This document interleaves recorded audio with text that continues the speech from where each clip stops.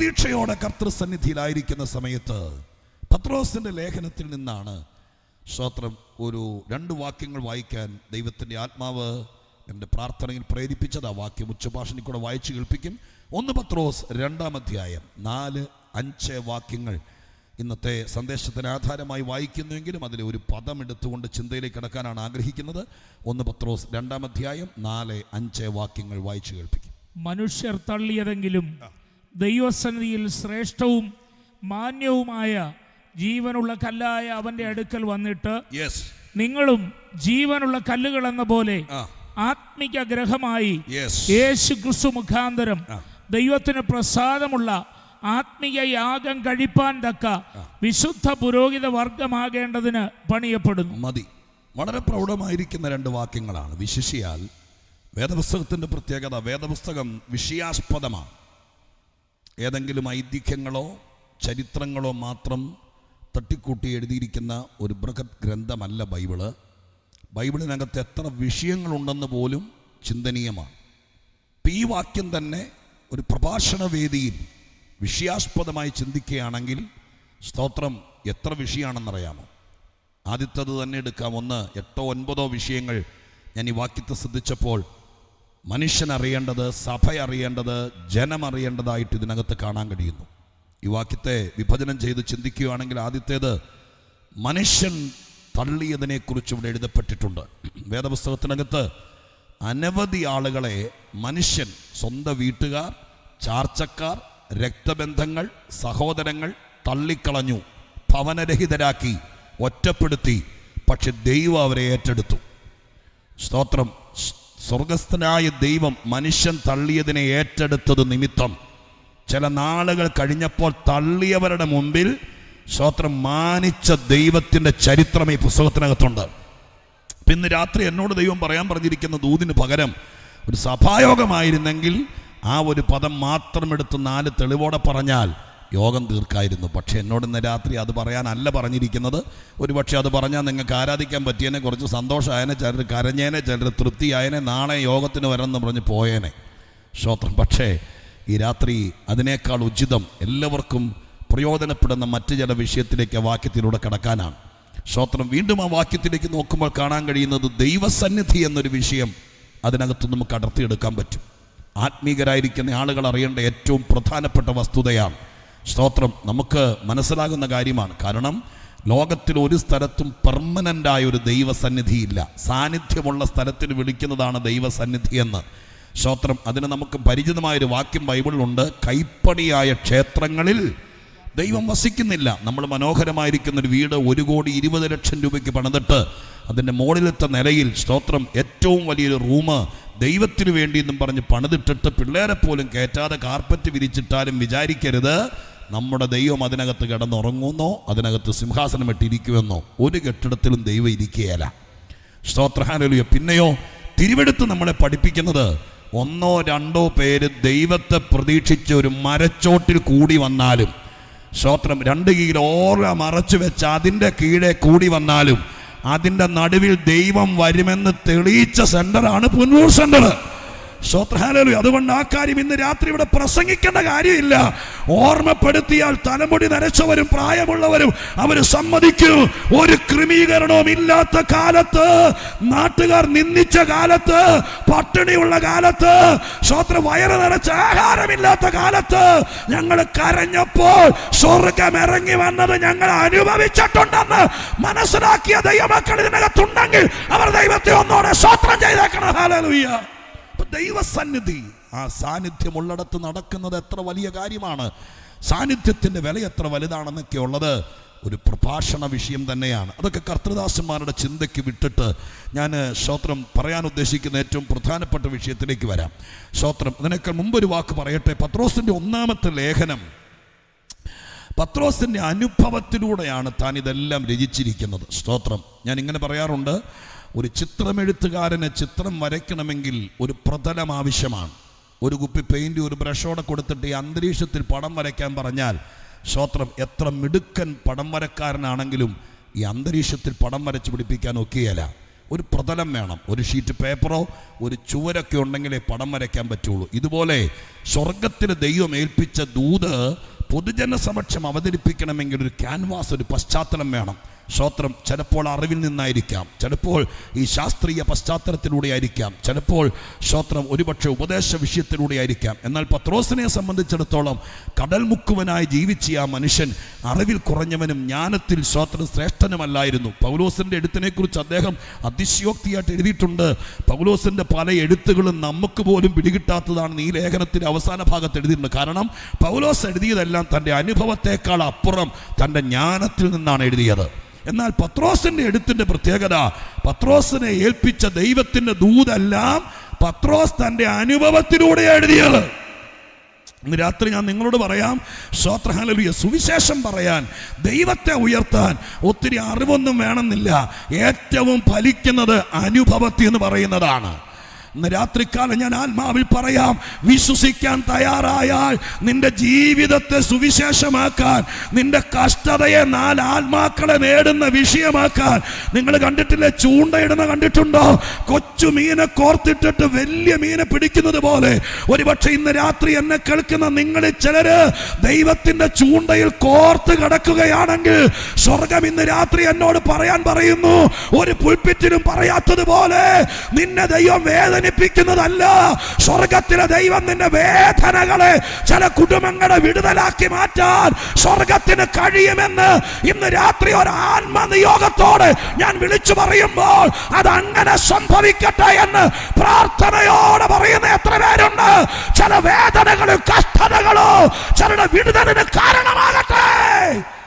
Hallelujah, സ്തോത്രം, hallelujah. അനുഭവങ്ങളുടെ പശ്ചാത്തലത്തിലാണ് പത്രോസ് തൻ്റെ ലേഖനത്തിൻ്റെ പ്രൗഢമായിരിക്കുന്ന സംഹിതകളെല്ലാം എഴുതിയിരിക്കുന്നത്. ഞാൻ അത് മാത്രം എൻ്റെ ഒരു ഉപവാസ പ്രാർത്ഥനയിൽ, സ്തോത്രം, ഹല്ലേലൂയ, ഞാൻ ഈ ലേഖനത്തെ മാത്രം അരിച്ചു പറക്കി മനസ്സിലാക്കുമ്പോൾ അദ്ദേഹത്തിൻ്റെ ജീവിതത്തിൻ്റെ പിന്നാമ്പുറത്ത് നിന്ന് പരിശുദ്ധാത്മാവിനെ ബോധിപ്പിച്ച ഒത്തിരി കാര്യങ്ങളുണ്ട്.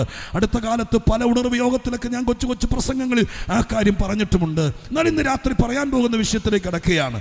സ്തോത്രം, ഹല്ലേലൂയ. തൻ്റെ അനുഭവത്തിലൂടെ യേശുക്രിസ്തുവിനെ പരിചയപ്പെടുത്തുന്ന അതിപ്രധാനമായിരിക്കുന്ന 3 പ്രധാനപ്പെട്ട വാക്കുകൾ പത്രോസ് തൻ്റെ ലേഖനത്തിൽ ഉപയോഗിക്കുന്നുണ്ട്. ഒന്നോടെ ഞാൻ ആവർത്തിക്കാം, എന്നെ ശ്രദ്ധിച്ചിരിക്കുന്നവർക്ക് വേണ്ടി.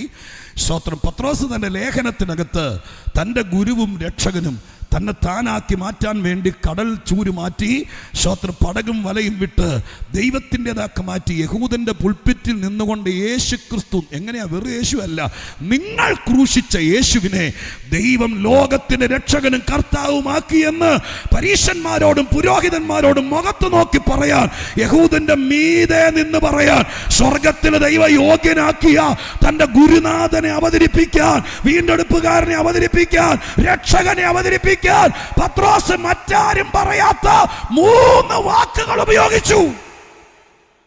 ഹല്ലേലൂയ. എത്ര പേര് എൻ്റെ കൂടെ നിന്ന് സ്തോത്രം പറയുന്നുണ്ട്? സ്തോത്രം. പെന്തിക്കോസുകാരായതിൻ്റെ പേരിൽ ഇച്ചിരി ഒച്ചേ പറഞ്ഞാൽ അറിയാതെ സ്തോത്രം പറഞ്ഞു പോകും. സ്തോത്രം. അങ്ങനെ ഒച്ചേ പറഞ്ഞ് സ്തോത്രം പറയിപ്പിക്കില്ല. ഇന്ന് രാത്രി ഞാൻ അങ്ങനെയൊക്കെ ചെയ്യുന്ന ആളാണ്, പക്ഷെ ഇവിടെ അത് ചെയ്യത്തില്ല. സ്തോത്രത്തിൻ്റെ കാരണം ഇന്ന് രാത്രി എന്നോട് പറയാൻ പറഞ്ഞിരിക്കൊരു ദൂതുണ്ട്, സമയത്തിന് ചുരുക്കമുണ്ട്. ഇത് രണ്ടും കൂടി പരിഗണിച്ചുകൊണ്ട് അറിഞ്ഞുകൊണ്ട് സ്തോത്രം പറയുവാണെങ്കിൽ മാത്രം പറയണം.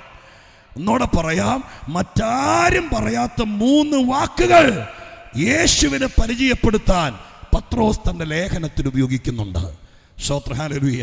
ദൈവത്തിന് അല്ലെങ്കിൽ കർത്താവിന്, സ്തോത്രം, ത്രിയേക ദൈവത്തിന് വേദപുസ്തകത്തിനകത്ത് ഏകദേശം 300ഓടത്തോളം പേരുകളുണ്ട്. 300ഓടത്തോളം നാമങ്ങളോ പേരുകളോ. സ്തോത്രം.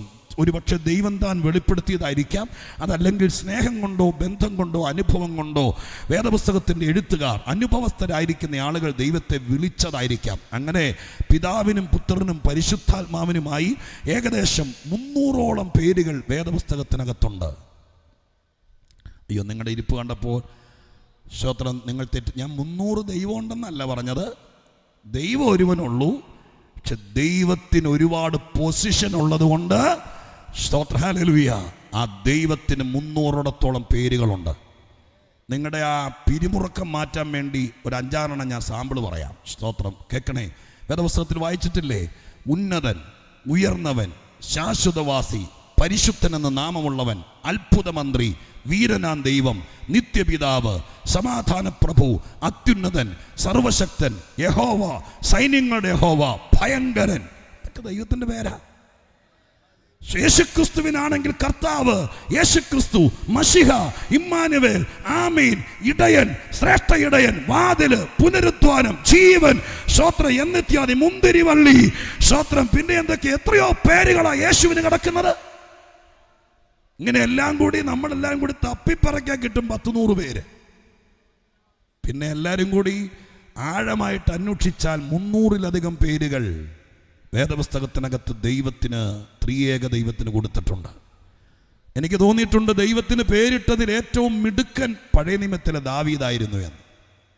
അദ്ദേഹം ഇട്ട പേരൊക്കെ ഗൂഗിൾ തപ്പി നമ്മുടെ പിള്ളേർക്ക് പേരിടും പോലെ ഇട്ടതല്ല. സ്തോത്രം. പല പേരുകളും അദ്ദേഹത്തിൻ്റെ അവരുടെയൊക്കെ അനുഭവത്തിൽ നിന്ന് ഇട്ടതാ. നിങ്ങൾ ഓർക്കുന്നുണ്ടോ? ദാവീദ് ദൈവത്തെ വിളിച്ച ചില പേരാണ്: എൻ്റെ പാറയായ ദൈവം, എൻ്റെ പരിചയായ ദൈവം. ഓർത്ത് നോക്കിയ സ്നേഹം കൂടി നിങ്ങൾ സ്നേഹിക്കുന്ന ഒരാളെ പരിചയ പാറയെന്നൊക്കെ വിളിച്ചാൽ എന്തായിരിക്കും സ്ഥിതി? വൈകുന്നേരം ഈ പ്രസംഗം കേട്ട് വീട്ടിൽ ചെന്നിട്ട് അച്ചായനോട് പാറേ കഞ്ഞിവെള്ളം പെട്ടെന്ന് ചോദിച്ചാൽ, സ്തോത്രം, സൂക്ഷിച്ച് ചോദിക്കണം. അല്ലെങ്കിൽ ചിലപ്പോ പാറ, പരിച, പലക എന്നൊക്കെ ദൈവത്തെ വിളിച്ചിട്ടും ദൈവം പറഞ്ഞില്ല വിളിച്ചത് വിളിച്ചു, മേലിൽ വിളിക്കരുത് എന്ന് ദൈവം പറഞ്ഞില്ല.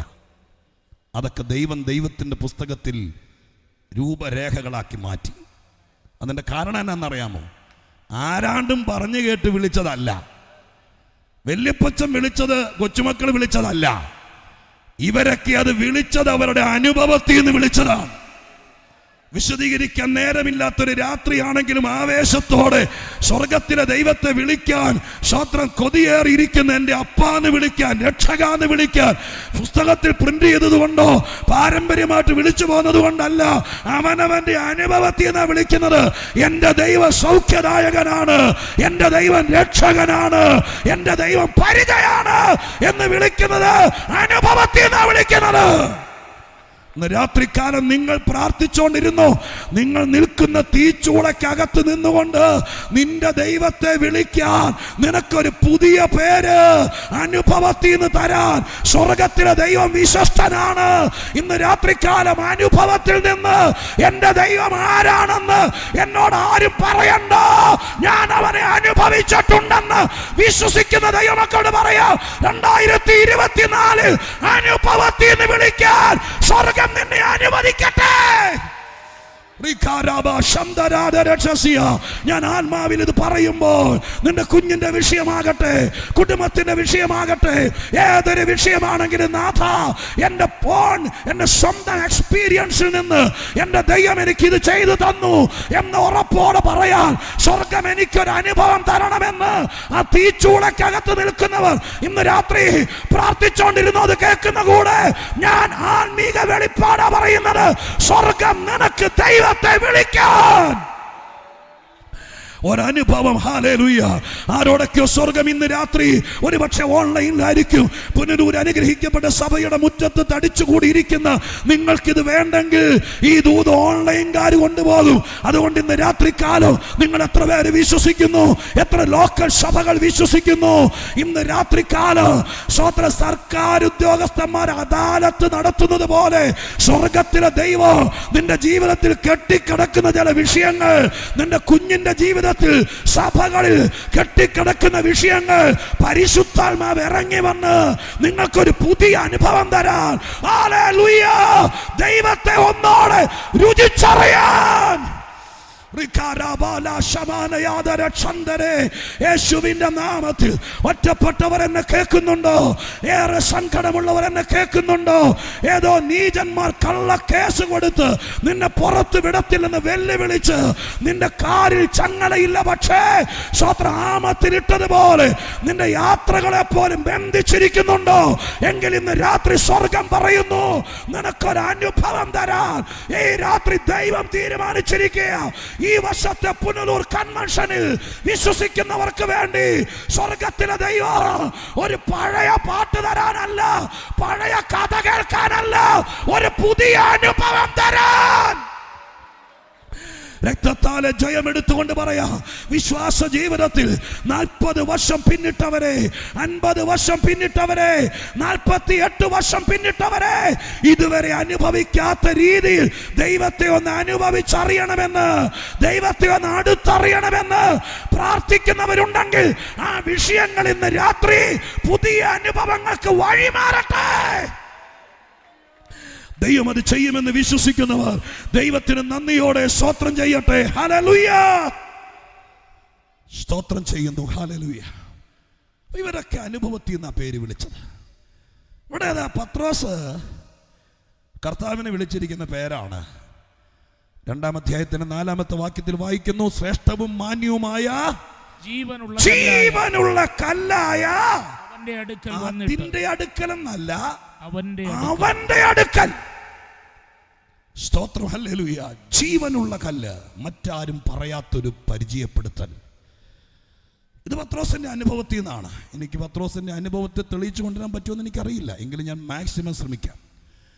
സ്തോത്രം. ഹല്ലേലൂയ. യേശുക്രിസ്തുവിനെ അവതരിപ്പിക്കുന്നു ഒരു വസ്തുവായിട്ടല്ല, ഒരു വ്യക്തിയായിട്ട്, പേഴ്സണാലിറ്റി കൊടുത്താണ് ആ കല്ലിനെ അവതരിപ്പിക്കുന്നത്. അതുകൊണ്ടാണ് എഴുതിയത് ജീവനുള്ള കല്ലായ അത് എന്നല്ല, അവൻ. അപ്പൊ ഇവിടെ ഒന്നാമത് യേശുവിനെ അവതരിപ്പിക്കുന്നു ജീവനുള്ള കല്ല്. അവിടെയാണ് എൻ്റെ പ്രസംഗത്തിൻ്റെ പ്രസക്തമായ ഭാഗം കിടക്കുന്നത്. സ്തോത്രം. അതിലേക്ക് ഞാൻ ഒരു 5 മിനിറ്റെങ്കിലും തിരിച്ചോടി വരാം.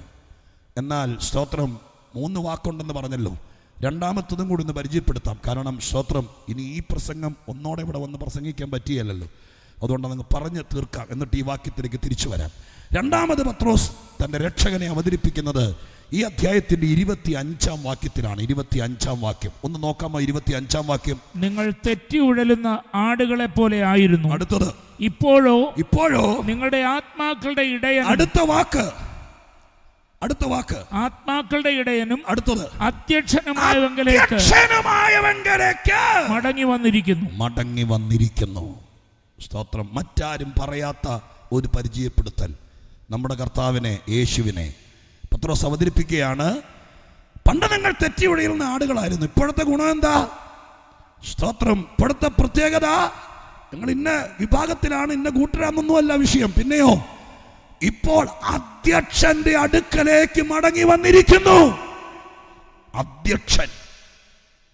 വേറെ ആരും യേശുവിനെ പഴയ നിയമ പുതിയ നിയമഭാഗങ്ങളിൽ അധ്യക്ഷൻ എന്ന പേരിൽ, ഇടയനെന്നൊക്കെ പലരും പറഞ്ഞിട്ടുണ്ട്, രക്ഷകനെന്നും വിടുതൽ തരുന്നവനൊക്കെ. പക്ഷെ അധ്യക്ഷൻ വേറെ ആരും പറഞ്ഞിട്ടില്ല. സ്തോത്ര. ഹല്ലേലൂയ. യേശുവിനെ അവതരിപ്പിക്കുകയാണ് അദ്ദേഹത്തിന്റെ അനുഭവത്തിൽ നിന്ന്. യേശുക്രിസ്തു അധ്യക്ഷനാണ്. അധ്യക്ഷൻ എന്ന് പറഞ്ഞാൽ സാധാരണക്കാർക്ക് പോലും പരിചിതമായിരിക്കുന്നൊരു വാക്കാണ്. സ്തോത്രം. വീട് വിട്ട് പുറത്തിറങ്ങാതെ, ആരുമായിട്ട് സമ്പർക്കമില്ലാതെ, കൂട്ടായ്മയും പ്രാർത്ഥനയും യോഗവും ഒന്നും കാണാത്തവർക്ക് ഒരുപക്ഷെ പിടികിട്ടിയല്ല. പക്ഷെ ഒരു യോഗത്തിലൊക്കെ പങ്കെടുക്കുന്നവർക്കറിയാം അധ്യക്ഷൻ ആരാണ്. ഇന്ന് രാത്രി ഈ യോഗത്തിന് അനുഗ്രഹിക്കപ്പെട്ടൊരു അധ്യക്ഷനുണ്ട്. സ്തോത്രം.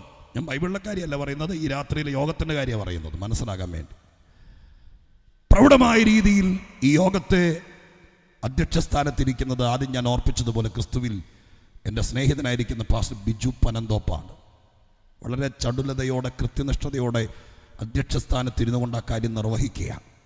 നിങ്ങൾ ഓർത്ത് നോക്കി, ഈ കാര്യം ഒന്ന് മനസ്സിലാക്കാൻ വേണ്ടി. രാത്രി യോഗത്തിന് അധ്യക്ഷൻ ഇല്ലാതിരുന്നെങ്കിൽ ഇതിൻ്റെ ഗതി എന്താവുമായിരുന്നു? അത് അറിയണമെങ്കിൽ വലിയ ശവാടക്കനൊക്കെ പോകണം. അധ്യക്ഷൻ 2-3 അധ്യക്ഷൻ ഉണ്ടായിട്ട് ശവം ഉണങ്ങിയാൽ പോലും അടക്കാൻ കിട്ടിയാൽ, പാൻ്റെ പിടിച്ച് വലിക്കുന്ന അധ്യക്ഷന്മാരുണ്ടായിട്ട് പോലും സ്വതന്ത്രം അറിയാലും, എന്നിട്ട് പോലും സമയത്ത് നേരത്ത് നിൽക്കുകയല്ല. അപ്പോൾ ഒരു അധ്യക്ഷനുണ്ടെങ്കിൽ അതിൻ്റെ ഗുണം ഞാൻ സിമ്പിളായിട്ട് പറഞ്ഞു തരാം. എല്ലാത്തിനും ഒരു അടുക്കും ചിട്ടയുണ്ടാവും, അല്ലേ? ഒരുപക്ഷെ ഇതിൻ്റെ ചുമതലപ്പെട്ടവരൊക്കെ വൈകുന്നേരം വരെ ഇവിടെ നിന്നിട്ട് അവർ വീട്ടിൽ പോയി ഒരുങ്ങിയൊക്കെ വന്നപ്പോഴത്തേക്ക് 5-10 മിനിറ്റ് ലേറ്റായി കാണും. പക്ഷെ അധ്യക്ഷൻ കൃത്യസമയത്ത് ഇവിടെ എത്തും. എത്ര മണിക്ക് പ്രാർത്ഥിച്ചു തുടങ്ങണം, ആര്, ഒരുപക്ഷെ ഇതൊരു സെൻട്രൽ കൺവെൻഷൻ ആയതിൻ്റെ പേരിൽ ഇതിൻ്റെ പ്രോഗ്രാം കമ്മിറ്റി ഇതെല്ലാം പ്രിന്റ് ചെയ്ത് എല്ലാം തയ്യാറാക്കി വെച്ചിരിക്കാമെന്ന് എനിക്കറിയാം. എങ്കിലും ആ കാര്യം മനസ്സിലാക്കാൻ വേണ്ടി പറയാം. ആര് ഇവിടെ പ്രാർത്ഥിക്കണം, എത്ര പാട്ട് പാടണം, എത്ര നേരം പാടണം, എപ്പോ പാടണം, അത് കഴിയുമ്പോൾ ആരൊക്കെ പ്രാർത്ഥിക്കണം, സ്വോത്രകാഴ്ച എപ്പോൾ എടുക്കണം, പ്രസംഗികനെ എപ്പോൾ വിളിക്കണം, എപ്പോൾ ഈ യോഗം നിർത്തണം, ഇതെല്ലാം തീരുമാനിച്ച് അതിന്റെ ചരട് പിടിക്കുന്നത് ഈ അധ്യക്ഷനാണ്. സ്വോത്രം മനസ്സിലായോ? യേശുക്രിസ്തുവിനെ ജീവിതത്തിൽ കിട്ടിയാൽ സ്തോത്രം, ആരാധിക്കാൻ ഒരു ആരാധനാമൂർത്തിയോ കാണാൻ കൊള്ളാവുന്ന ഒരു സുന്ദര രൂപനയോ കിട്ടിയെന്നുള്ളതല്ല വിഷയം. പിന്നെയോ ആരുടെ കുടുംബത്തിൽ യേശു കയറിയോ ആ കുടുംബത്തിനൊരു അധ്യക്ഷനുണ്ടായി. ഹല്ലേലൂയ. ഇന്ന് രാത്രി പെന്തിക്കോസിലാണെങ്കിലും പുറത്താണെങ്കിലും ഒരുപാട് പ്രാർത്ഥിച്ച്, നാടറിഞ്ഞോ നാടറിയാതെയോ നാട് വിട്ട് ദൂരെ പോയി പ്രാർത്ഥനാ കൂടാരങ്ങളിലൊക്കെ പോയി രഹസ്യത്തിനും പരസ്യത്തിനും പ്രാർത്ഥിച്ചിട്ട് ഒരു ഗതിയും പിടിക്കാത്ത ആരെങ്കിലും ഉണ്ടെങ്കിൽ പച്ചയ്ക്ക് പറയുക, രക്ഷപ്പെടാനുള്ള മാർഗം പറഞ്ഞു തരാം, യേശുവിനെ അധ്യക്ഷനാക്കണം. ഹല്ലേലൂയ. യേശുവിനെ അറിയാന്ന് പറയുകയല്ല, യേശുവിനെ അറിയുന്നവരെ കൂട്ടരെ അറിയാന്ന് പറയുകയല്ല, യേശുവിന്റെ ദാസന്മാരെ അറിയാന്ന് പറയുകയല്ല. ജീവിതത്തിൽ യേശു അധ്യക്ഷനായാൽ ജീവിതത്തിനൊരു ക്രമീകരണം വരും. ജീവിതത്തിനൊരു ക്രമീകരണം വരും. സ്തോത്രം. അത്രയ്ക്ക് കരുത്തനാണ് അധ്യക്ഷൻ. ഞാൻ പറഞ്ഞാൽ ഇതൊക്കെ അനുഭവത്തിൽ നിന്ന് അദ്ദേഹം പറയുന്നത്. നിങ്ങൾ ഓർക്കുന്നില്ലേ? കടലുമായിട്ട് മുമ്പിലിരിക്കുന്ന കുഞ്ഞുങ്ങളുടെ പ്രായം മുതൽ കടലിനോട് മല്ലടിച്ച് കടലിന്റെ സകല പൾസും അറിയാവുന്ന, ചാകരയും തിരയിളക്കവും മീനുള്ള ദിവസവും മീനില്ലാത്ത ദിവസമൊക്കെ നന്നായി അറിയാവുന്ന, സ്വോത്ര കടൽ മുക്കുവനായിരിക്കുന്ന പത്രോസും കൂട്ടരും ഒരു രാത്രി മുഴുവൻ വല വീശിയിട്ട് ഒരു ചെറുമീൻ പോലും കിട്ടാത്ത രാത്രിയുടെ പ്രഭാതത്തിൽ ഈ പറയുന്ന കർത്താവ് പടകിനകത്തേക്ക് വന്നു കയറി. വിനീത മനസ്സുള്ളവനായി അപേക്ഷയാചകനെ പോലെ അടുത്ത് വന്നിട്ട് ചോദിച്ചു, പടകൊരൽപ്പം വെള്ളത്തിലേക്ക് ഒരു അപരിചിതനെ പോലെ നീക്കിയിടാമെന്ന് ചോദിച്ചു. നീക്കിയിട്ടു. അല്പസമയം വചനം പറഞ്ഞതിന് ശേഷം സ്വോത്രം കർത്താവ് യേശുക്രിസ്തു ആ പടകിനകത്തൊരു അധ്യക്ഷനെ പോലെ എഴുന്നേറ്റിട്ട് പറഞ്ഞു, ആഴത്തിലേക്ക് നീക്കി വലയെറിയ. ഹല്ലേലൂയ. സ്തോത്രം ചെയ്യുന്നു. ഹല്ലേലൂയ. 250 കൊല്ലത്തെ വല്യപ്പച്ചന്റെ കാലം മുതൽ കടലുമായിട്ട് പഴക്കമുണ്ടെന്ന് പറയുന്നതിനേക്കാൾ അധ്യക്ഷൻ പറയുന്നത് അനുസരിക്കുന്നതാണ് എനിക്ക് വിജയമെന്ന് വിശ്വസിക്കുന്നവർ ഇന്ന് രാത്രി എവിടെയെങ്കിലും നിന്ന് ഈ വഴിയോരത്ത് നിന്നാണെങ്കിൽ കേൾക്കുന്നുണ്ടെങ്കിൽ ഇന്ന് രാത്രി നിന്റെ രാത്രിയാണ്. സ്വർഗം ഇന്ന് രാത്രി പറയുന്നു, നിന്റെ ഗതി തിരിച്ചുവിടുന്ന രാത്രിയാണ്, നിന്റെ പട്ടിണി മാറുന്ന രാത്രിയാണ്, നിന്റെ അപജയങ്ങൾ തീരുന്ന രാത്രിയാണ്, നിന്റെ തകർച്ച മാറുന്ന രാത്രിയാണ്. കഠിനാധ്വാനത്തിന് ഫലം കാണത്തക്ക രീതിയിൽ യേശു അധ്യക്ഷനായാൽ ആരോടൊക്കെയോ ദൈവത്തിന്റെ ആത്മാവ് ഇന്ന് രാത്രി ശക്തമായി പറയുന്നു, ഒരധ്യക്ഷനില്ലാതെ ആത്മീകം കളിക്കരുത്. ഞാൻ ആ വാക്ക് തന്നെ ഉപയോഗിക്കുക. ഒരധ്യക്ഷനില്ലാതെ ആത്മീകം അഭിനയിക്കരുത്. ഇന്ന് രാത്രികാലം ഈ യോഗത്തിനൊരു അധ്യക്ഷനുള്ളത് പോലെ ആത്മീക ജീവിതത്തിനൊരു അധ്യക്ഷനുണ്ട്, ക്രിസ്തീയ ജീവിതത്തിനൊരു അധ്യക്ഷനുണ്ട്. അത് നാട്ടുകാർ പറയുന്ന കേട്ടിട്ടല്ല, കുടുംബയോഗക്കാർ പറയുന്ന കേട്ടിട്ടല്ല. എന്റെ അധ്യക്ഷൻ എന്ത് പറയുന്നു അവൻ പറയുന്നതാണ് എനിക്ക് വലുത്. അത് അതത് സമയത്ത് ചെയ്താൽ ജീവിതം ഭംഗിയാകും. യേശുവിന്റെ നാമത്തിൽ ഈ രാത്രി ഞാൻ പറയാം, കർത്താവിനെ അറിയുന്നു എന്ന് പറയുന്നതിനേക്കാൾ അവനെ അനുഭവിക്കാൻ തയ്യാറാകണം. ഞാനിത് പറയുമ്പോൾ അവസാനം പ്രാർത്ഥിക്കാനൊക്കെ ചിലപ്പോൾ ഒത്തുന്നിരിക്കുകയല്ല, കാരണം വചനം പറഞ്ഞ് തീരെയല്ല. അതുകൊണ്ട് ഇന്ന് രാത്രി ഇപ്പോഴേ ഇത് കേൾക്കുമ്പോൾ പ്രാർത്ഥിച്ചോളണം, കർത്താവേ ഞാൻ എന്തോ ആവർത്തിച്ച് പറയുന്നു, ഇന്ന് രാത്രിക്കാലം നിങ്ങളുടെ കുഞ്ഞുങ്ങൾ, പ്രായമെത്തിയവർ, കുടുംബസ്ഥരായി ദൂരത്തെവിടെയോ ജീവിക്കുന്നവർ, അവരുടെ വിഷയങ്ങളിൽ മനം നൊന്തിരിക്കുന്ന ആരെങ്കിലും ഉണ്ടെങ്കിൽ നിങ്ങൾ പറയണം, എൻ്റെ കുഞ്ഞിൻ്റെ കുടുംബത്തിൻ്റെ അധ്യക്ഷനായി ഇന്ന സ്ഥലത്ത് ദൈവം ഇറങ്ങണം. അവരെന്നെ പോലെ പ്രാർത്ഥിക്കുന്നവരൊന്നും അല്ല, പക്ഷെ ദൈവമേ, എൻ്റെ കർത്താവേ, നീ അവരുടെ അധ്യക്ഷനാകണം. ശൂന്യമായ പടകുമായി നിൽക്കുന്ന ഏത് രാജ്യത്താന്ന് എനിക്കറിയില്ല, ദൈവം പറയുന്നു അതിന്റെ അധ്യക്ഷനായി മാറിയാൽ ശൂന്യതയോടെ മടങ്ങേണ്ടി വരില്ല, ദൈവം നിറച്ചു മടക്കും. ദൈവം അത് ചെയ്യാൻ വിശ്വസ്തനായ ദൈവമാണ്. ഹല്ലേലൂയ. എന്നെ കേൾക്കുന്ന പ്രിയപ്പെട്ടവരെ, ഒരു കുടുംബത്തിൻ്റെയോ ജീവിതത്തിൻ്റെയോ അധ്യക്ഷനായി കർത്താവ് വന്നാൽ പിന്നെ കംപ്ലീറ്റ് കൺട്രോളും കർത്താവിനാണ്. പിന്നെ കർത്താവാണ് നിശ്ചയിക്കുന്നത്. ഒരു തെളിവോടെ പറയാം, ആ ഭാഗത്ത് എവിടെയൊക്കെ ദൈവത്തിൻ്റെ ദൂത് കിടക്കുന്നത് കൊണ്ട്. സ്തോത്രം. നിങ്ങൾ ഓർക്കുന്നുണ്ടല്ലോ യായിറോസിനെ, 12 വയസ്സുള്ള തൻ്റെ കൊച്ചുമകൾ ആ മകളുടെ നിര്യാണത്തോടടുക്കുക, ഊർത്തശ്വാസം വലിച്ചു കിടക്കുന്ന മരണക്കിടക്കയിൽ. പള്ളിപ്രമാണിയാണ് അദ്ദേഹം. അവസാനത്തെ നിമിഷം വരെയും പള്ളിപ്രമാണത്തൊക്കെ പിടിച്ചുകൊണ്ട് അദ്ദേഹം പിടിച്ചു നിന്നു. മരണം സുനിശ്ചിതമായ സന്ദർഭത്തിൽ ആരോടും പറയാതെ, ഞാൻ വേദപുസ്തകം വായിക്കുമ്പോൾ ആ രംഗം ഞാൻ നാടകവേദിയിലെ രംഗങ്ങൾ പോലെ കാണും. അപ്പം ഞാൻ ആ ഭാഗം വായിച്ച് മനസ്സിലാക്കുമ്പോൾ എൻ്റെ മനസ്സിൽ തെളിഞ്ഞ ചിത്രം ഞാൻ അതുപോലെ പുനരൂരുള്ള ദൈവമക്കളുടെ മുമ്പിൽ അവതരിപ്പിക്കാം. ഒരുപക്ഷെ എൻ്റെ ഭാവന ശരിയെങ്കിൽ സ്തോത്രം, ഈ കുഞ്ഞ് അവസാന നിമിഷത്തിലേക്ക് പൾസ് താഴ്ന്നു പോകുക. ആ സമയത്ത് ലാസ്റ്റ് മണിക്കൂറുകളിലേക്ക് വന്നപ്പോൾ ആരോടും പറയാതെ യായിറോസ് സ്തോത്രം യേശുവിനെ തപ്പിയിറങ്ങി. ഞാൻ അങ്ങനെ പറയാൻ കാരണം, ആരോടെങ്കിലും പറഞ്ഞാൽ ഒരുപക്ഷെ പോക്ക് നടക്കുകയില്ല. സ്തോത്രം, പണ്ട് ഇസഹാക്കിനെ കൊണ്ട് അബ്രഹാം യാഗത്തിന് പോയതുപോലെ, സാറയോട് പോലും പറഞ്ഞിട്ട് പോകാതിരുന്നത് പോലെ, സ്വർഗസ്ഥനായ ദൈവത്തിൻ്റെ സന്നിധി നിന്നുകൊണ്ട് പറയാം, ചില തീരുമാനങ്ങൾ എടുക്കണമെങ്കിൽ ആരോടെങ്കിലും അഭിപ്രായം ചോദിച്ചാൽ ഒക്കെയല്ല. ഇന്ന് രാത്രിക്കാലം നിന്റെ മനസ്സിൽ തോന്നുന്നെങ്കിൽ, യേശുവിനെ കാണാൻ ആഗ്രഹിക്കുന്നെങ്കിൽ, ഇനി വേറെ ഒന്നുകൊണ്ടും, പണം കൊണ്ടോ പ്രമാണിത്വം കൊണ്ടോ കുടുംബശ്രേഷ്ഠത കൊണ്ടോ വിദ്യാഭ്യാസം കൊണ്ടോ ടെക്നോളജി കൊണ്ടോ ശാസ്ത്രം കൊണ്ടോ രക്ഷപ്പെടത്തില്ലെന്ന് തോന്നാൻ തുടങ്ങിയെങ്കിൽ, ഇനി കൂടുതൽ അഭിപ്രായം കേൾക്കരുത്, ഇനി ആരോടും ആലോചന ചോദിക്കരുത്. നിന്റെ തീരുമാനം ഉറപ്പാക്കി യേശുവിന്റെ അടുക്കലേക്ക് വാ. ഇറങ്ങി തിരിച്ചു. കർത്താവിനെ കണ്ടെത്തി. കർത്താവിനെ കൂട്ടിക്കൊണ്ടുവരുന്ന വഴിക്കാണ് നിർഭാഗ്യവശാൽ ആ യാത്ര വീട്ടിലെത്തുന്നതിനേക്കാൾ മുമ്പ് വീട്ടിൽ നിന്നൊരാള്, ഉത്തരവാദിത്തപ്പെട്ട ഒരാൾ വന്നിട്ട് വഴിയിൽ വെച്ച് യായിറോസിനോട് പറഞ്ഞു, ഗുരുവിനെ ഇനി അസഹ്യപ്പെടുത്തണ്ട. ബാല മരിച്ചുപോയി. വീട്ടിലെത്തിയില്ല. യേശുവിനെ കണ്ടു, വിളിച്ചു, യേശുവിനെ കൈ കിട്ടി. പക്ഷേ പകുതി എത്തിയപ്പോഴേക്കും യേശുവിനെ കിട്ടിയിട്ടും പ്രയോജനം ഇല്ലാതെയായി പോയി എന്നൊരു തോന്നലിലേക്ക് യായിറോസിനെ കൊണ്ടെത്തിച്ചു. നിങ്ങൾക്കതിൻ്റെ ഗൗരവം മനസ്സിലാകണമെങ്കിൽ, 12 വയസ്സുള്ള ഒരു പെൺകുഞ്ഞ് മരിച്ചുപോയിന്ന് വഴിയാത്രയുടെ മധ്യത്തിൽ വെച്ച് വാർത്ത കേൾക്കുന്ന ഒരപ്പൻ്റെ മനസ്സ് നിങ്ങൾക്കാർക്കെങ്കിലും മനസ്സിലാവുമോ?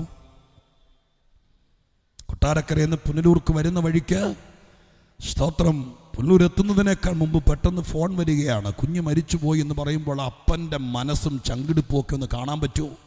സംഭവിക്കാതിരിക്കട്ടെ. സ്തോത്രം, സ്തംഭിച്ചു നിൽക്കുകയാണ്. അങ്ങനെ നിൽക്കുന്ന സമയത്ത് യേശു ക്രിസ്തു യായിറോസിനോട് പറഞ്ഞു, യായിറോസെ ഭയപ്പെടരുത്, എല്ലാ വഴി അടഞ്ഞു, ഇനി ഒരു വഴിയുണ്ട്. ആ വാക്കിങ്ങനെയാണ്, വിശ്വസിക്കുക മാത്രം ചെയ്യുക.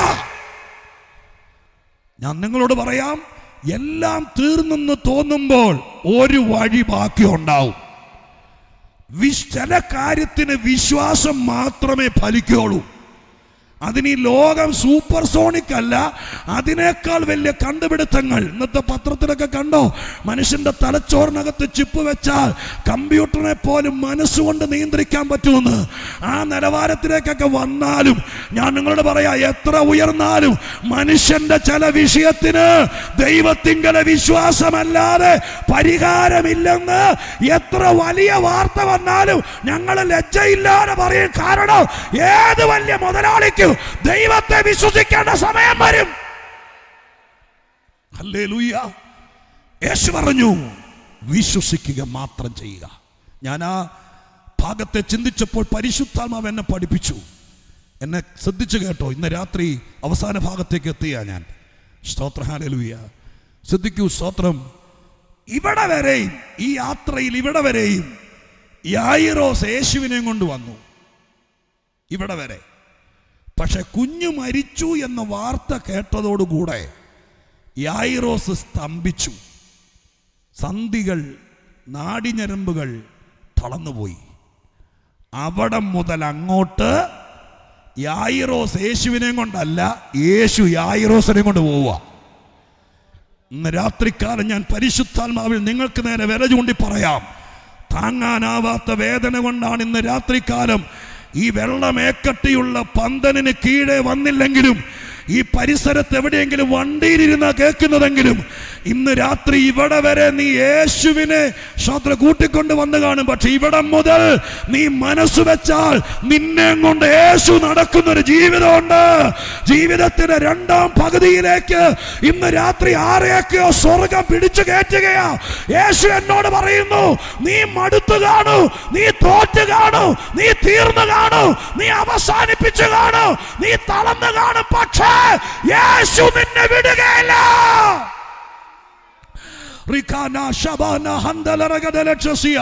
യേശുവിന്റെ നാമത്തിൽ സ്വർഗത്തിലെ ദൈവത്തിന്റെ ആത്മാവിന്റെ അമിത പ്രേരണയാൽ നിങ്ങളുടെ ചെറുടമേൽ ദൈവത്തിന്റെ കരമിറങ്ങുന്നത് പോലെ ഞാൻ അനുഭവിച്ചുകൊണ്ട് പറയാ, ഇന്ന് രാത്രികാലം നീ തീർന്നെന്ന് പറഞ്ഞ വിഷയത്തിൽ, നീ നിന്നുപോയ നിന്റെ കുടുംബം ഹല്ലേലൂയ സ്റ്റക്കായി പോയ വിഷയത്തിൽ പരിശുദ്ധാത്മാവ് പറയുന്നു, ഇവിടെ മുതൽ നീയല്ല, നിന്റെ പണമല്ല, നിന്റെ കഴിവല്ല, ഇവിടെ നീ ആരാധിച്ച യേശു, നീ ഏറ്റെടുത്ത രക്ഷകൻ, നീ കൈക്കൊണ്ട നായകൻ, നിന്റെ വീണ്ടെടുപ്പുകാരൻ. ജനുവരി 31 രാത്രി ഓർത്തിരിക്കാൻ എളുപ്പമുള്ള രാത്രി, ഇന്ന് രാത്രി അലറിക്കരഞ്ഞോണ്ട് ഞാൻ മടുത്തു ദൈവമേ, മരിക്കാൻ എനിക്ക് ഭയമാണ്, ഇനി എന്താ വേണ്ടെന്ന് എനിക്കറിയില്ല എന്ന് ദൈവത്തോട് കരയുന്ന ആരോടോ സ്വർഗം പറയുന്നു. ആ കുടുംബത്തിന്റെ പ്രതിനിധിയായി ഇന്നിവിടെ വന്നിരിക്കുന്നവരോട് സ്വർഗം പറയുന്നു. വീട്ടുകാർ യേശുവിനെ വിടാനാ പറഞ്ഞത്. നിങ്ങൾ ശ്രദ്ധിച്ചോ? വീട്ടിൽ നിന്ന് വന്ന ആ മനുഷ്യൻ പറഞ്ഞത് യേശുവിനെ വിട. ഹല്ലേലൂയ. ഇന്ന് രാത്രി സ്വർഗത്തിലെ വെളിപ്പാട് ഞാൻ പറയാം. കരിവേലകത്തിന്റെ ചൂട്ടിൽ മിദ്യാനിൻ കൊയ്തോണ്ട് പോയ നന്മകൾ ഓർത്ത് നെഞ്ചുരുകി.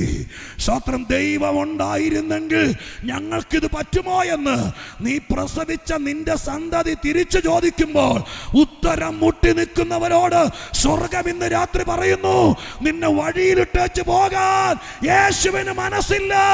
നിന്റെ വീട്ടുകാരോ കുടുംബയോഗക്കാരോ കമ്മിറ്റിക്കാരോ യേശുവിനെ വിട്ടേക്കാൻ പറഞ്ഞാലോ അവൻ നിന്നെ വിടുകയില്ല എന്ന് ദൈവാത്മാവ് ഇന്ന് രാത്രി ആരോടൊക്കെയോ ദൂത് പറയോ.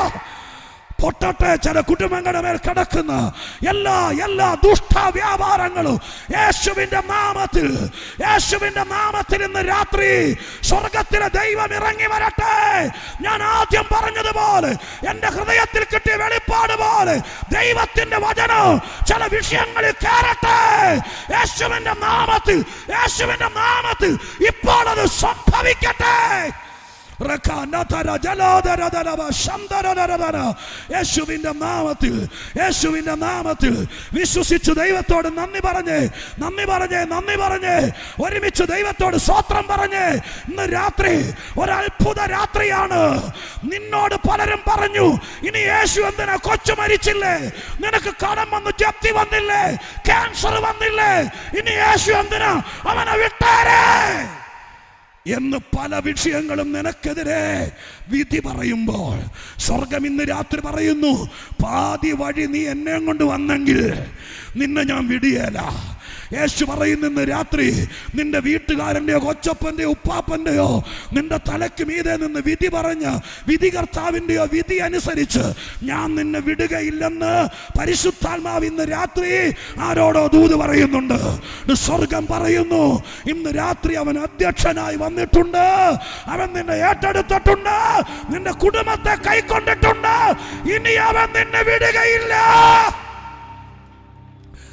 കൃപ ലഭിച്ച ദൈവത്തിന്റെ മക്കൾ ഒരുമിച്ച് നന്ദിയോടെ ഏതൊക്കെ വലിയ വിഷയങ്ങൾ ദൈവദാസന്മാരെ ഞാൻ ആത്മാവിൽ വെറുതെ ഓളം വെക്കുകയല്ല, പക്ഷെ ദൈവാത്മാവ് എന്നോട് പറയുന്നു, കർത്താവിന്റെ കരം ഇന്ന് രാത്രി നിന്റെ സങ്കടം അറിയുന്ന, നിന്റെ വേദന അറിയുന്ന, നിന്റെ കൂട്ടുപ്രവർത്തകന് മനസ്സിലാകുന്നില്ല, നിന്റെ ജീവിത പങ്കാളിക്ക് പിടികിട്ടുന്നില്ല, പക്ഷെ യേശുവിന് മനസ്സിലായി നീ ആകപ്പാടെ തകർന്നെന്ന്. അവിടെ വെച്ച് അടുത്ത വണ്ടി കയറി പോകാൻ കർത്താവിന് കഴിയേല. അവിടെ മുതൽ യേശു യായിറോസിനെ നയിച്ചു. ഞാൻ പറഞ്ഞു വരുന്നത്, യേശു അധ്യക്ഷനായാൽ ആ വീട് കർത്താവ് ഏറ്റെടുത്തു. സ്തോത്രം, ഹല്ലേലൂയ. യേശു യായിറോസിനെയും കൊണ്ട്, യായിറോസ് യേശുവിനെയും കൊണ്ടല്ല, യേശു യായിറോസിനെയും കൊണ്ട് യായിറോസിന്റെ വീട്ടിൽ ചെന്ന് കയറി. യേശു ആ വീട്ടുകാർക്ക് ബന്ധുവല്ല.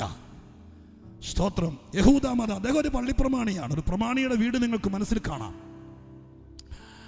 യഹൂദന്റെ അന്നത്തെ നിയമം അനുസരിച്ച് യേശുവിനെ വീട്ടിൽ കയറ്റാൻ കൊള്ളുകയല്ല. യേശുവിനെ കൈക്കൊള്ളുന്നവനെയോ യേശുവിൻ്റെ കൂട്ടായ്മയ്ക്ക് പോകുന്നവനെയോ പള്ളി ഭ്രഷ്ടനാക്കണമെന്ന യഹൂദന്റെ പള്ളി നിയമം. യേശു വന്ന വീട്ടിൽ കയറി. അവിടെ ഇരിക്കുന്ന അധികം പേർക്ക് യേശുവിനെ അറിയില്ല. കാരണം യേശു സ്തോത്രം യഹൂദന്റെ ഹീറോ അല്ല. അവരുടെ കണ്ണിൽ കരടാണ്. ആ വീട്ടിലേക്ക് കയറി വന്ന വഴി കർത്താവ് പറയുകയാണ്, ആരും കരയണ്ട, ബാല മരിച്ചിട്ടില്ല, ഉറങ്ങുകയാണ്. ഇത് കേട്ട മാത്രയിൽ ആൾക്കാരെല്ലാം കൂടി പറഞ്ഞു, ഇയാൾ ആരാ? യേശുവിനെ കുറിച്ച് അവർ പറഞ്ഞ വാക്ക് ഞാനിവിടെ പറയുന്നില്ല, കാരണം എനിക്കത് പറയാൻ ബുദ്ധിമുട്ടുണ്ട് എൻ്റെ കർത്താവിനെ കുറിച്ച്. സ്തോത്രം. യേശു പറഞ്ഞു, ബാല മരിച്ചിട്ടില്ല, ഉറങ്ങുകയാണ്. എല്ലാവരും പറഞ്ഞു, താടി കൂട്ടിക്കെട്ടിയത്, മൂക്കിൽ പഞ്ഞി വെച്ചതും കാലിൻ്റെ പെരുവിരൽ കൂട്ടിക്കെട്ടി വെള്ള പുതപ്പിച്ചതും മരണം ഉറപ്പാക്കിയതിന് ശേഷമാണ്.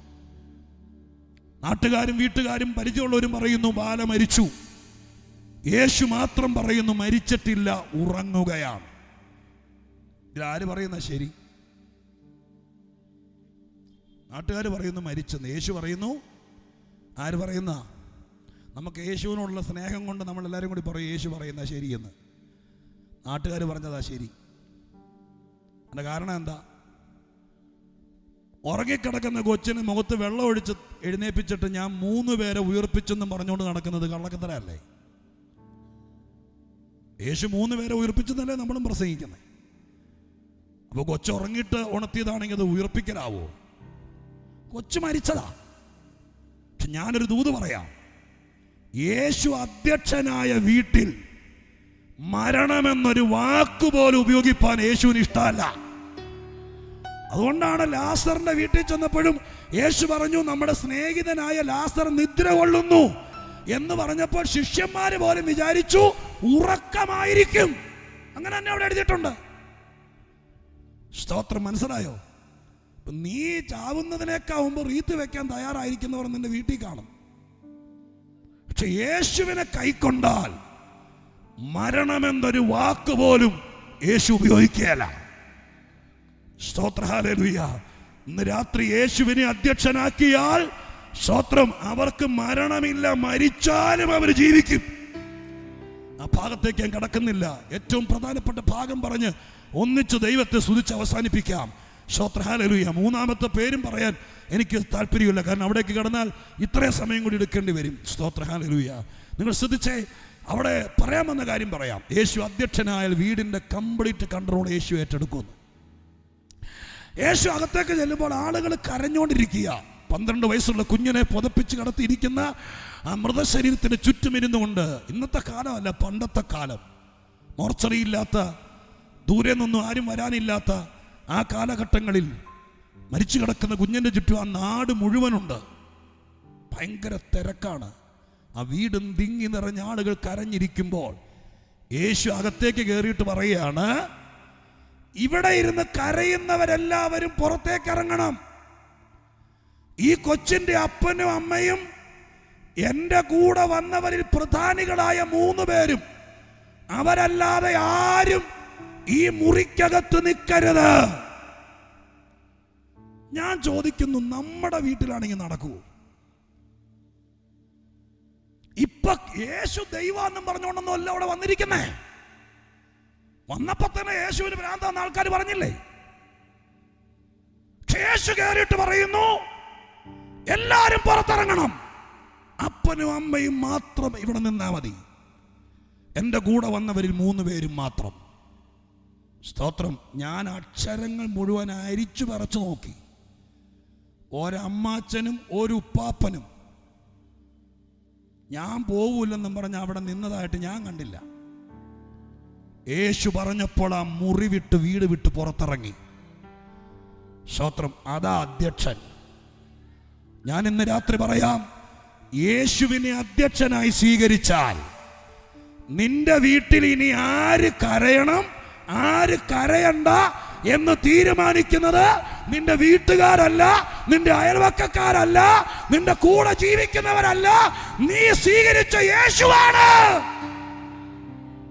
കർത്താവ് തീരുമാനിക്കും നിന്റെ വീട് നീ വിലാപ വീടാകണോ, നിന്റെ വീട് മരണ വീടാകണോ, അത്ഭുത വീടാകണോ, നിന്റെ കുടുംബം സ്വത്രം കണ്ണുനീരിന്റെ താഴ്വരയാകണോ, അതെയോ സന്തോഷത്തിന്റെ വലിയ മൊട്ടക്കുന്നാകണമോ എന്ന് തീരുമാനിക്കുന്നത് എവിടാന്നറിയാമോ? വഴിയോരത്തിരിക്കുന്ന യേശുവിനെ ചെന്ന് കണ്ടിട്ട് വീട്ടിൽ പോകുന്നവരല്ല, യേശുവിനെ അധ്യക്ഷനായി സ്വീകരിക്കുന്നവർ. ഇന്ന് രാത്രികാലം ഞാൻ എൻ്റെ വാക്കുകൾ ഉപസംഹരിക്കുന്നു. ബാക്കി കാര്യങ്ങളെല്ലാം മനഃപൂർവ്വമായിട്ട് ശ്രോത്രഹാല ഇടിച്ചു നിർത്തുന്ന പോലെ നിർത്തുന്നു. പത്രോസ് യേശുവിനെ കുറിച്ച് എഴുതിയിരിക്കുന്ന 3-ാമത്തെ ഭാഗം ഞാൻ മനഃപൂർവ്വമായി പറയുന്നില്ല. ആദ്യത്തെ വാക്യത്തിനകത്ത് തന്നെ ദൂത് കിടക്കുന്നത് ശ്രോത്രഹാലലുയ ഏതാ? ശ്രോത്രം യേശു ജീവനുള്ള കല്ലാണെന്ന്. അധ്യക്ഷൻ 100 വോൾട്ടിന്റെ ബൾബാണെങ്കിൽ ജീവനുള്ള കല്ല് 1000 വോൾട്ടിന്റെ ബൾബാണ്. ശ്രോത്രം അതിനകത്ത് ദൂത് കിടക്കുന്നേ. പക്ഷെ ഇന്ന് രാത്രി സമയം തീർന്നു. എങ്കിലും വന്ന നിങ്ങൾക്ക് നഷ്ടമായില്ലെന്ന് വിചാരിക്കുന്നു. ശ്രോത്രം സമയത്തിൻ്റെ പരിമിതി ഉള്ളതുകൊണ്ടും പിന്നെ എന്നെ പ്രസംഗം പഠിപ്പിച്ച ആൾ പറഞ്ഞിട്ടുണ്ട്, മുഴുവൻ പറയാതിരിക്കുവാണെങ്കിൽ അടുത്ത കൊല്ലവും വിളിക്കുമെന്ന്. ശ്രോത്രം അതുകൊണ്ട് ഇന്ന് രാത്രിക്കാലം നിർവാഹമില്ല, നിർത്തുകയാണ്. ശ്രോത്രം ചുമ്മാ പറഞ്ഞാട്ടോ, അങ്ങനെയൊന്നുമില്ല. ശ്രോത്രം ഇവിടെ അവസാനിപ്പിക്കുക. എന്താണെങ്കിലും ഇത്രയും കിട്ടിയിരുന്നു. ശ്രോത്രം യേശു അധ്യക്ഷനായാൽ നിന്റെ കുടുംബത്തിൻ്റെ സ്ഥിതി മാറും. ഇനി നിന്റെ വീട്ടിൽ ആര് വരണം, ആര് വരരുത്, ആര് കരയണം, ആര് കരയരുത്, ഇത് തീരുമാനിക്കുന്നത് യേശു ആയിരിക്കും. അങ്ങനെ ഒരു ക്രിസ്തീയ ജീവിതമുണ്ട്. യേശു അധ്യക്ഷനാകുന്ന ഒരു ക്രിസ്തീയ ജീവിതം. അങ്ങനെ ഒരു ജീവിതം എനിക്ക് വേണമെന്ന് ആഗ്രഹിക്കുന്ന എത്ര പേരുണ്ട്? അവരെ ഇന്ന് രാത്രി പ്രാർത്ഥിച്ച് അനുഗ്രഹിക്കാൻ എൻ്റെ അകത്ത് പ്രേരണയുണ്ട്. അവർക്ക് വേണ്ടി മാത്രം പ്രാർത്ഥിക്കാം. നിങ്ങൾ ഇതോടെ കേൾക്കണം. നിങ്ങളിത് വിശ്വസിക്കുകയാണെങ്കിൽ കേൾക്കണം. യേശുക്രിസ്തു മരണവീട്ടിൽ ചെന്നിട്ട് മരിച്ചു കിടക്കുമ്പോൾ ഈ വീട്ടിൽ ആര് വരണം, ആര് പോകണം, ആര് കരയണം, ആര് കരയരുതെന്ന് നിശ്ചയിക്കാൻ തൻ്റെ ഇടമുള്ളവനാണ് കർത്താവെങ്കിൽ, ഇത് കേട്ട് കൈ ഉയർത്തി ആമീൻ പറഞ്ഞിട്ട് ഞായറാഴ്ച സെൻട്രൽ കൺവെൻഷൻ തീർന്ന് അടുത്ത ആഴ്ച ആരെങ്കിലും സഞ്ചിയും തൂക്കി വന്നിട്ട് വെള്ളിയാഴ്ച നിങ്ങളുടെ വീട്ടിൽ കൂടെ വരുത്തുപോക്കുണ്ട്, ഞായറാഴ്ച കട്ടിലിൻ്റെ ഇടയിൽ കിടക്കുന്നുണ്ടെന്ന് പറയുമ്പോൾ അന്നേരം ആരും അറിയാതെ പിന്നെ പായും മടക്കിക്കൊണ്ട് പോകരുത്. അന്നേരം പറഞ്ഞ പുള്ളിയോടെങ്കിലും പറയാൻ തൻ്റെ ഇടം ഉണ്ടായിരിക്കണം. ശ്രോത്രം എനിക്കൊരു അധ്യക്ഷനുണ്ട്, അധ്യക്ഷൻ അറിയാതെ ഒരു കാക്ക പോലും ഇതിലെ പറക്കുകയല്ല എന്ന് വിശ്വസിക്കുന്ന കൂട്ടരാ ഞങ്ങള് എന്ന് പറയാനുള്ള തൻ്റെ ഇടം കൊണ്ട് ഈ 1-ാം ദിവസം പോകാവൂ.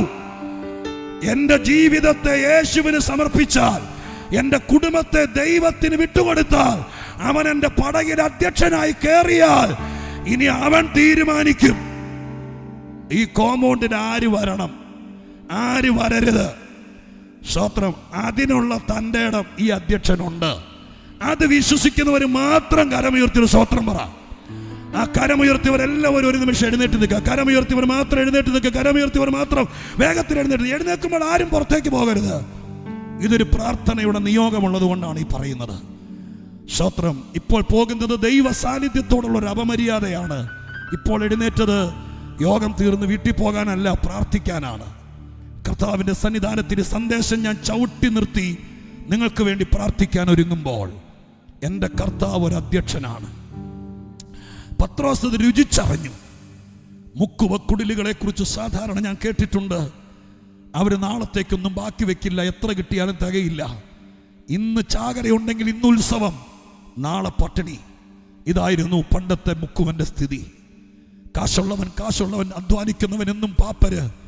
എന്നാൽ ഇന്ന് രാത്രി അനുഭവസ്ഥനായ ഒരു മനുഷ്യൻ ഈ വേദപുസ്തകത്തിൽ എഴുതാൻ പേന കൊടുത്തപ്പോൾ പത്രോസ് എഴുതി വെച്ചു, നിങ്ങൾ യേശുവിനെ വിശ്വസിച്ചാ പോരാ, യേശുവിനെ ഇടയ്ക്കിടയ്ക്ക് വന്ന് കണ്ടാ പോരാ, യേശുവിന്റെ പേരിൽ 4 പാട്ട് പാടിയാ പോരാ, നിങ്ങൾ യേശുവിനെ അധ്യക്ഷനായി സ്വീകരിക്കണം.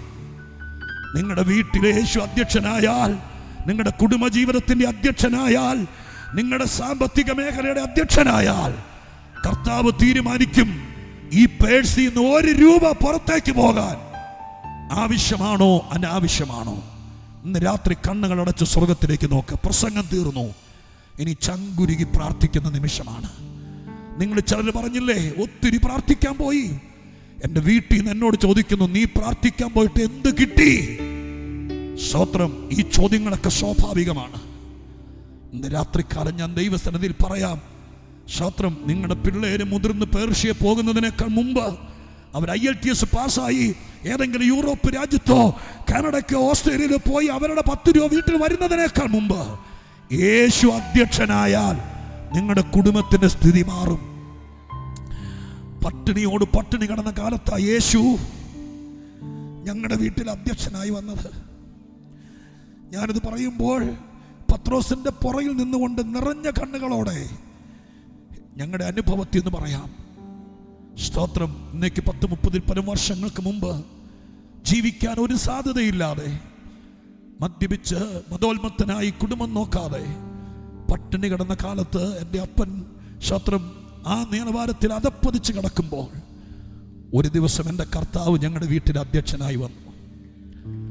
സ്തോത്രം, എൻ്റെ അമ്മ ഞങ്ങളുടെ നാട്ടിലുള്ള ഒരു അനാഥ മന്ദിരത്തിലെ ആൺപിള്ളേര്, ഇംഗ്ലണ്ടിലെ സായിപ്പുമാരുടെ പിള്ളേരിട്ടിട്ട് കളഞ്ഞ പഴയ ട്രൗസറും ബനിയനൊക്കെ അവർ ഡ്രൈ വാഷ് ചെയ്ത് ഈ അനാഥ മന്ദിരത്തിലെ പിള്ളേർക്ക് കൊടുക്കുമായിരുന്നു. ഞാനൊരു സെന്റിമെന്റൽ ഫീൽ ഉണ്ടാക്കിയല്ല, നിങ്ങൾക്ക് വേണ്ടി പ്രാർത്ഥിക്കാൻ പോവാ. പക്ഷെ എൻ്റെ ഓർമ്മയിലേക്ക് കുതിച്ചു കയറുന്ന കർത്താവിൻ്റെ സ്നേഹം ഞാനിവിടെ പറഞ്ഞ് പ്രാർത്ഥിക്കാം. അവര് ഈ അനാഥ മന്ദിരത്തിലെ പിള്ളേരിട്ടിട്ട് അതിൻ്റെ ബട്ടൺസ് പൊട്ടി കുത്തിക്കെട്ടഴിയുമ്പോൾ നിങ്ങൾ കണ്ണടച്ച് പ്രാർത്ഥിച്ചു നിന്നു. അതുകൊണ്ടൊരു കുഴി കൊണ്ട് കളയും. അതിനകത്തു നിന്ന് നല്ലത് പിറക്കിക്കൊണ്ട് വന്ന് ദാരിദ്ര്യം കൊണ്ട്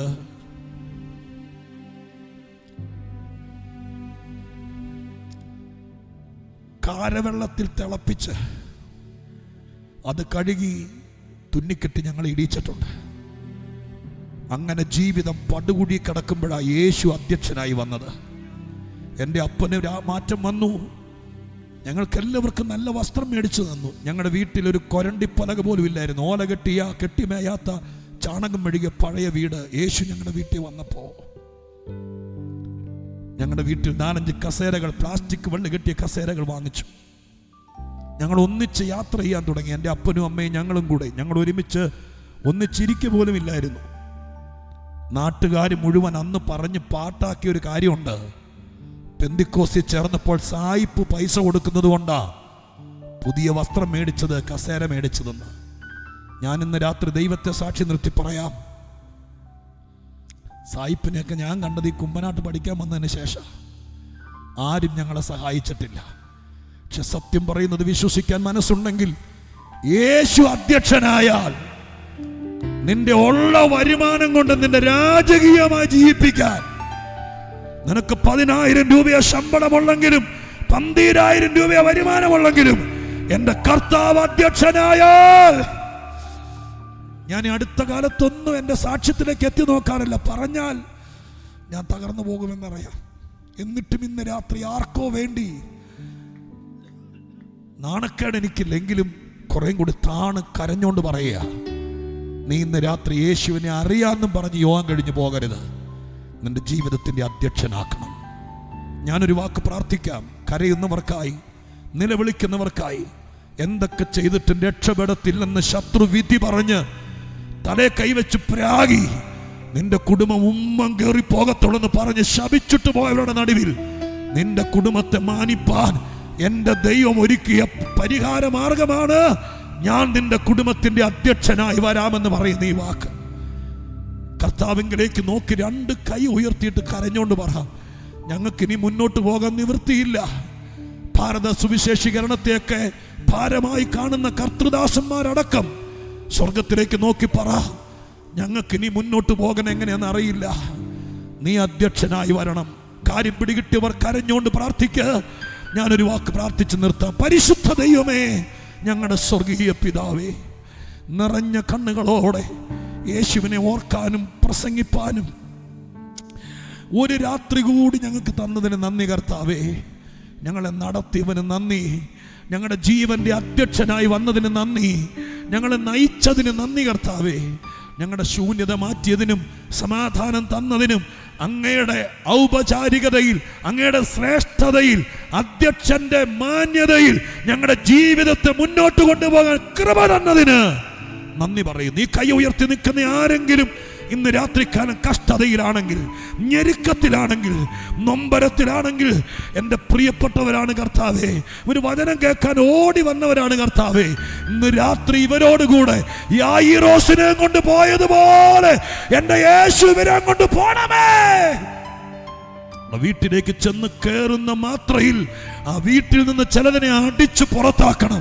ചില ദുഷ്ടശക്തികളെ, കരയിപ്പിക്കുന്ന, രോഗമുണ്ടാക്കുന്ന, കലഹിപ്പിക്കുന്ന, സ്വസ്ഥത കെടുത്തുന്ന, സാക്ഷ്യം കെടുത്തുന്ന ചില വ്യാപാര ശക്തികളെ ഇന്ന് രാത്രി നസ്രയനായ യേശു ഈ കരമടിച്ചാരാധിക്കുന്ന ദൈവജനത്തിന്റെ കുടുംബത്തിൽ നിന്ന് ഇന്ന് രാത്രി അങ്ങനെ മഹത്വം വെളിപ്പെടുത്തി ശക്തീകരിക്കണമെന്ന് പ്രാർത്ഥിക്കുന്നു. ജനത്തെ അനുഗ്രഹിക്കണമേ.